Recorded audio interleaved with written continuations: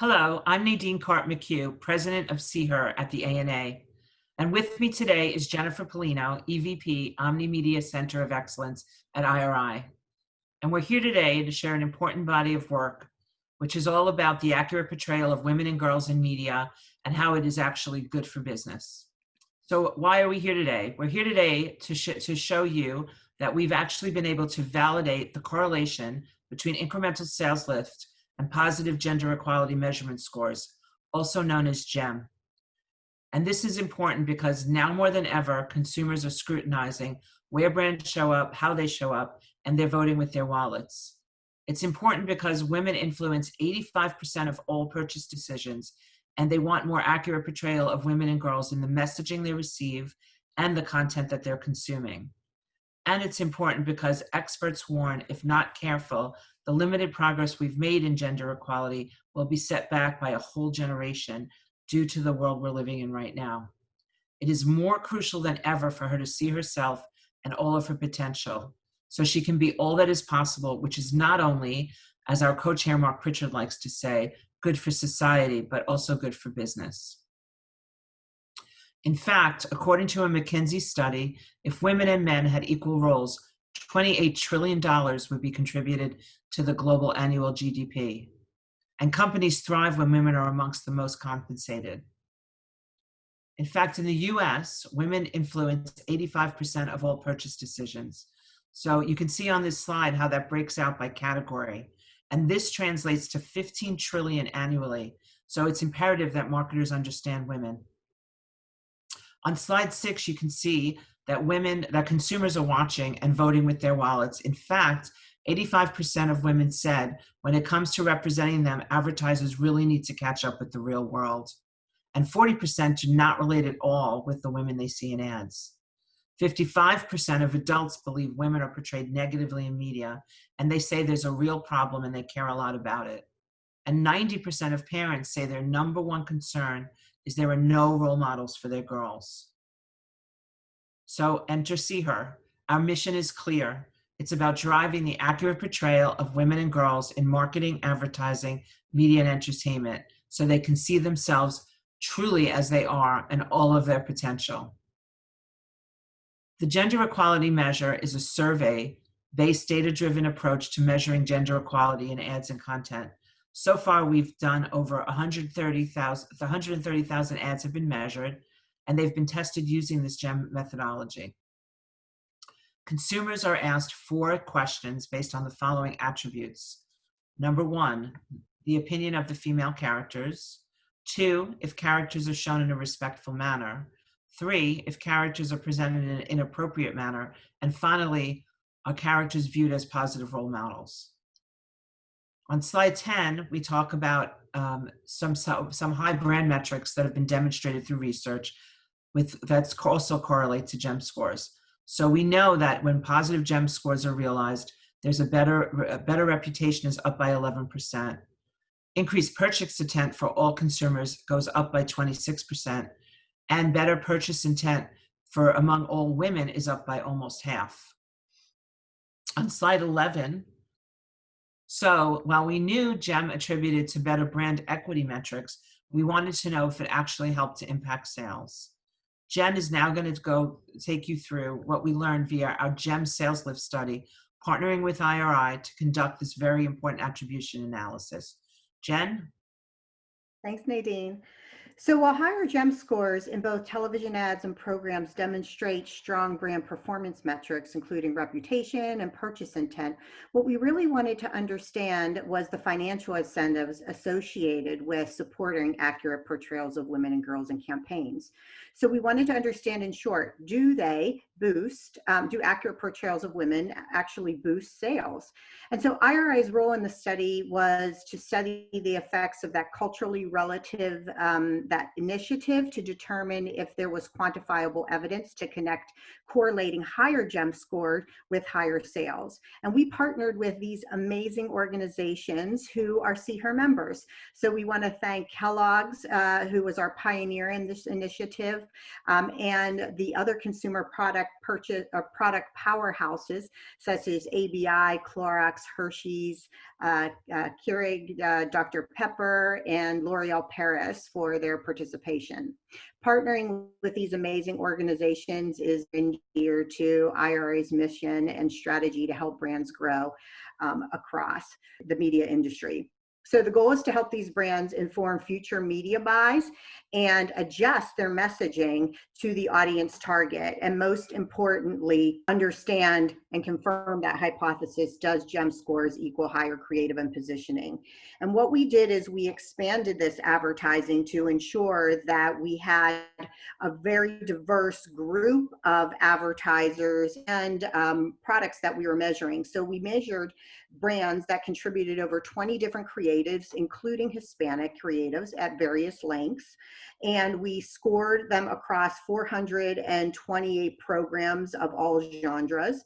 And both creative and programming had splits of different GEM scores above and below the 100 index. And we had creative GEM scores ranging from 91 to 116, and the programming scores range from 56 to 141. Moving to the next slide, we're going to talk to you a little bit about how we went about defining this lift process. What we do is we start with the two large data sources. Our first is our large data source of integrated networks of our media partners in television and the digital space, which allows us to connect with the right households and devices. And then IRI supplies that offline transaction data from the loyalty cards from some of the country's leading retailers. We have the industry's largest loyalty card data set with over 500 million loyalty cards across more than 100 million unique households.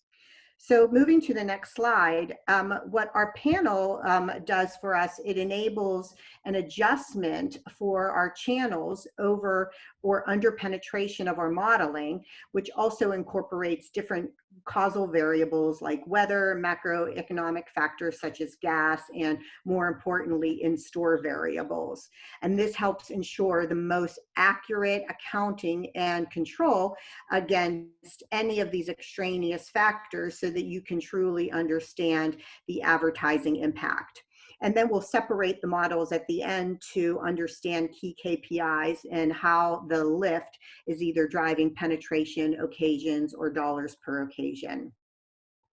The next slide talks to us about the data, and we looked at the data against two major factors across creative and programming. And we did a number of cuts on the programming type and format and length, and we combined all of those to provide insights and additional insights for each brand. What we have here is we plotted the GEM's creative scores against the ads scoring above 100 as our highest analysis, and we found that there was a clear trajectory against those that had a higher GEM scores and those that had a higher sales lift. This led us to review the results against those GEM scored advertisements that were below 100 to understand the delta. And if we turn to the next page, we show that the results were conclusive. Ads with the highest sales lift had the highest GEM scored ads, and those with the lowest sales lift had the lowest GEM scored ads. And creatives with a GEM scored greater than 100 drove sales lift up to 5 times that compared to ads that scored less than 100. These are amazing results.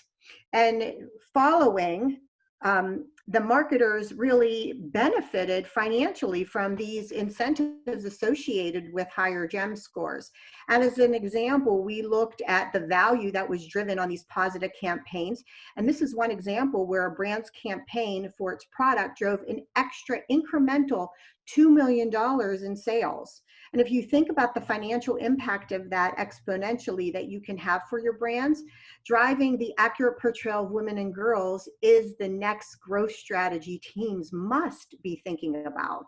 And to ignore that current sentiment is both, you know, in terms of in terms of relevance to your brand, and also could have an impact on, you know, lost sales.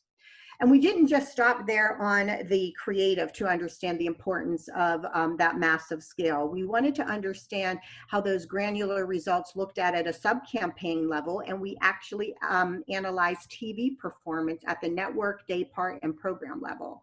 And so similarly, with television programs, those GEM scores that scored greater than 100 drove lifts of nearly 2 times compared to those programs with GEM scores below 100. If we move to the next slide, combining these synergistic effects, as high GEM scoring creatives aired during programs that scored with greater than 100 had up to a 93% greater lift than those that were placed in those programs that were less than 100. So this is a really important finding because it says that focusing both on creative and programming that have higher GEM scores are going to lead to exponential results. And obviously this has important implications on how you're thinking as marketers about planning for each of the creative assets as well as which programs that they should be placed in. And then moving to the next slide, to illustrate this effect, we looked at a few brands in a couple different categories to show the different creative treatments, and both of them had positive creative GEM scores. And then we looked at that as it related to the GEM index. And we took those synergistic effects and we compared those to our benchmarks. And we, in both cases, for Paris and for Clorox, having both that combination proved even greater lifts than our normal benchmarks. So that comparison, again, it continues to prove the synergistic effects and the relevance in which we need to, as marketers, to continue to accurately portray women and girls in advertising. And so wrapping up, again, we can't stress enough that the accurate portrayal of women and girls in advertising, not only is it great for your brand from a equity standpoint, but it really proves itself in business, and that those that have higher GEM scores and putting it in higher creative in television programming is going to yield you exponential results going forward. So doing good, it's good for business. You can contact Nadine or myself if you are interested in hearing more about this. We have a white paper that is posted both at the ANA on SEEHER as well as at IRI, and we're more than happy to help you lead the way in this initiative across your organization as well. Thank you. Thank you.